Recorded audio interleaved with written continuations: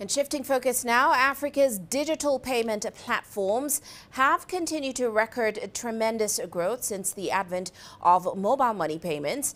Now, banking, insurance and credit services are available on devices to more households and businesses than ever before across the continent.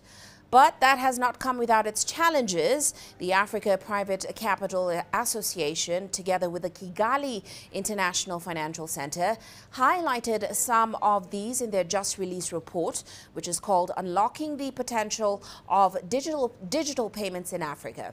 Now, some of the challenges which they cited were poor internet connectivity, regulatory frameworks, transaction costs, and also user confidence. For more on that report, I spoke earlier to Lise Arakaza. She's a business development manager at the Kigali International Financial Centre. And we started by looking at the role of the legal and regulatory environment in the growth of Africa's payment space. From our report, we were really, as the Kigali International Financial Centre, we were trying to find a way to further position the Kigali International Financial Centre as the financial hub, as the home of fintech.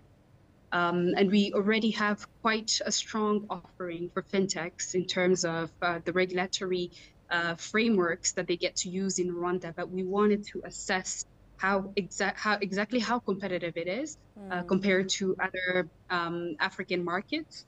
And we did find that it is quite competitive.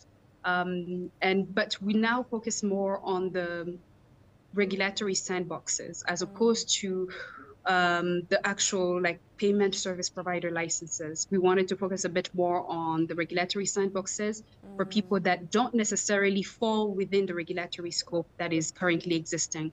And I think that's a move that most African countries have, or are that's the direction that it's going to, in terms of making sure that there is the regulatory sandboxes for businesses that are still testing out their ideas and not yet ready to get fully licensed. In some markets, you found that that government policy and also monetary restrictions, they're actually hampering the flow of private equity investments and of course growth in the sector. So what are some of the recommendations, the findings and the recommendations for regulators in this country?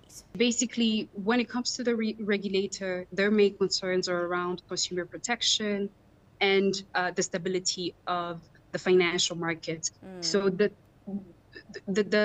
feeling that most people get in the private sector is that the regulator is a bit too restrictive. The regulations are a bit hefty, that it kind of deters the business person from carrying out their operations. So now it's finding the balance between putting those regulations in place and making sure that consumers are protected, that the financial stability is protected, and allowing people to operate as fast, basically get their licenses as fast as possible and be able to be on the ground up and running. So it's still a bit of a balance that has to be struck between the two.